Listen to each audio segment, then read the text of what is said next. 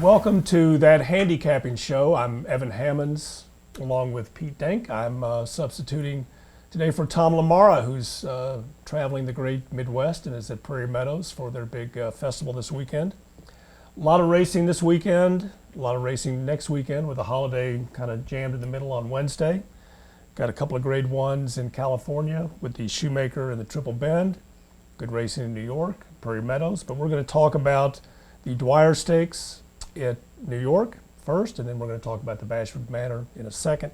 First, let's talk about the Dwyer. It's a mile and 1/16, 3-year-olds, grade 2, drew a field of 7. And Pete and I kind of discussed a little bit before taping the show. We both kind of are leaning the same way, so I'm going to turn it over to you and let you steal my thunder. All right. When you looked at the race, did you think Teeth of the Dog would be favored in here? Probably. Probably. Yeah. So that was my read too. I landed on Zetterholm here. I really liked this horse. He ran in the Preakness, coming in off 3 straight efforts in New York bred company. And anyone who likes to watch races should go back and watch those New York bred races, because Zetterholm really looked good in those races. He was much the best. They're much better than they look on paper. He was my key horse in the Preakness, and his 4th place finish keyed a pretty good superfecta that day. I thought he ran really well. He finished 2 or 3 lengths in front of Teeth of the Dog that day. And if he's not favored here, he's beaten this horse head to head. I figured why not just stick with him? He ran a really nice race in Baltimore. That's right, and Teeth of the Dog did run a good race in New York on Belmont Day. I landed on Zetterholm as well, being in Baltimore Preakness week. You had the big 3. You had I'll Have Another, you had Bodemeister, you had Creative Cause, and you were kind of looking for another horse. On and off the track, he looked like the best horse, and that was 5-6 weeks ago. He looked the best physically, so I'm hoping he's held his form and would be the way to go here. Anybody else?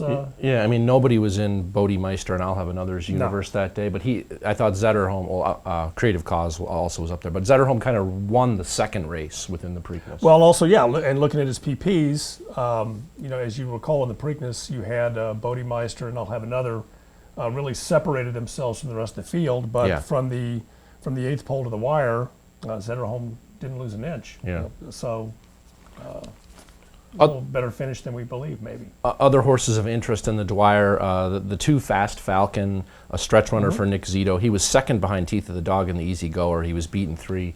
But he didn't have the smoothest of journeys that day, and he looked like a very green horse. Fast Falcon, if this horse can improve mentally, he's a horse that's going to move forward on the racetrack. We'll see where he's at. Number 4, Unstoppable You. This is a horse that I liked a little bit going into the Belmont. I didn't like him in the Belmont, but I thought he was a really interesting horse off his first 2 career races. So this ought to be a great indication, coming back in distance, coming back in company, to see where Unstoppable You is at. I'm going to play him a little bit with Zetterholm, maybe with a little exacta box, and he'll be my second pick in here. Okay. I was going to say Unstoppable You will not be my second pick, just based on the Belmont and thinking about how taxing that race is. Yeah. And he's coming back 3 weeks later. I just think that might be. I mean, I'm not the trainer. Kenny McPeak knows him better than I do, but. I just think that's a little quick to come back off a 1.5 mile race. Yeah, we'll see where that Belmont's left him development-wise this Saturday. Okay, very good. Well, it looks like we're both on the same page in the Dwyer. We're going to switch gears real quick and talk about the Bashford Manor, which is for 2-year-olds. It's a grade 3 race at Churchill Downs, probably going to be run in the evening now with the heat index. Churchill has announced they're going to run their last couple of cards at night. It drew a field of 8.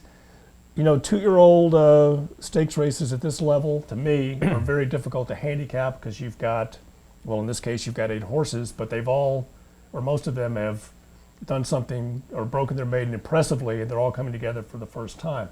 In sifting through the 8 horses, who'd you come up with? Yeah, and I totally agree with you, Evan. It's like most of these horses have run once or twice. The distances have been less than 6 furlongs, and those 2-year-old sprints, those races are won with good breaks and pure speed more often than not. So you get those horses graduating out of those races. They've generally had clean trips.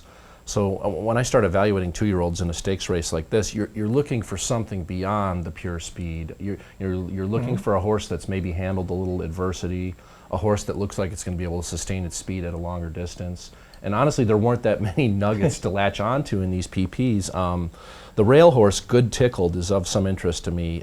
He debuted with a good second at Keeneland. Yes, he and did. in that race, he sat behind horses. Yeah. He rallied between horses in the stretch, and as I look at this race, I kind of think people are going to think the rail is a bad thing for Good Tickled, which it could be, but I also think he's one of the few in this race who have shown he might be able to handle something like that. He's a horse of interest for me. He was a horse of interest for me too, but based on the rail, I was just going to lean another way. All right. Special Joe, he's probably the fastest horse in here. Good connections for a 2-year-old race. Steve Asmussen's the trainer. Johannesburg out of a Carson City mare. I think Special Joe is the favorite in here.